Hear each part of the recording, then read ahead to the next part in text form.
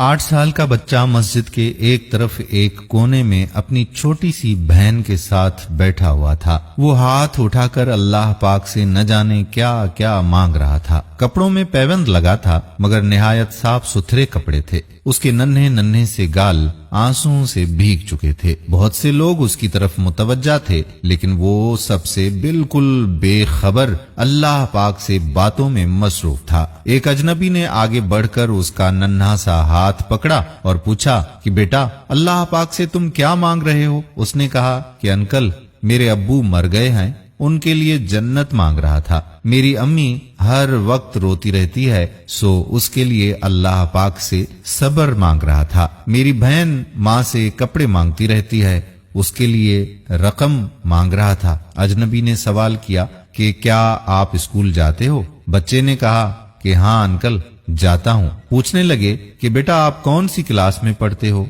कहने लगा, नहीं अंकल, पढ़ने नहीं जाता, माँ चन्ने बना देती है, वो स्कूल के बच्चों को फरोख्त कर देता हूँ। बहुत सारे बच्चे मुझसे चन्ने खरीदते हैं अंकल, हमारा यही काम धंधा है। बच्चे का एक एक लफ्ज उस अजनबी की रूह में उतर रहा था। तुम्हारा कोई रिश्तेदार है बेटा? अजनबी ने ना चाहते हुए भी बच्चे से पूछ लिया। बच्चा कहने लगा, अंकल, अम्मी कहती हैं कि गरीब आदमी का कोई रिश्तेदार नहीं होता, और अंकल अम्मी झूठ नहीं बोलती। लेकिन हाँ, जब हम खाना खा रहे होते हैं और मैं कहता हूँ कि अम्मी आप भी खाना खाओ, तो वो कहती हैं कि मैंने खा लिया है। उस वक्त अंकल मुझे लगता है कि वो झूठ बोल रही हैं। अजनबी कहने लगा कि बेटा, अगर आपको आपके घर का खर्चा मिल जाए तो क्या आप पढ़ोगे? बच्चे ने कहा कि अंकल बिल्कुल भी नहीं, क्योंकि तालीम हासिल करने वाले गरीबों से नफरत करते रहते हैं। हमें किसी पढ़े हुए आदमी ने कभी नहीं पूछा, पास से ही वो सब लोग गुजर जाते हैं। अजनबी हैरान भी था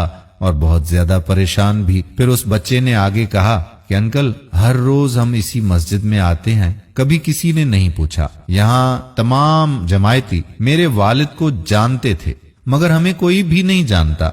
बच्चा जोर जोर से रोने लगा। अंकल, जब बाप मर जाता है तो सब अजनबी बन जाते हैं। मेरे पास उस बच्चे के सवालों का कोई भी जवाब नहीं था। दोस्तों, ऐसे कितने मासूम होंगे जो हसरतों से जख्मी हैं। बस आप और हम एक कोशिश करें और अपने इर्द गिर्द ऐसे जरूरतमंद यतीमों और बेसहारों को ढूंढें और उनकी मदद करें। हम मदरसों में और मस्जिदों में अनाज या सीमेंट की बोरी तो देते हैं, लेकिन आसपास के गरीबों को नहीं देखते। मस्जिदों और मदरसों में जरूर दीजिए, लेकिन आसपास के गरीब लोगों पर नजर जरूर डालिए। शायद उनको आटे की बोरी की ज्यादा जरूरत हो। आप किसी को तस्वीरें भेजते हैं, फनी आइकॉन भेजते हैं, उनकी जगह अगर आप हमारी ये वीडियो दोस्तों के ग्रुप में शेयर कर देंगे तो बड़ी मेहरबानी होगी। मुआशरे में तब्दीली लाने की कोशिश आप भी जारी रखें। हमारी इस कोशिश में भी जरूर हमारा साथ दें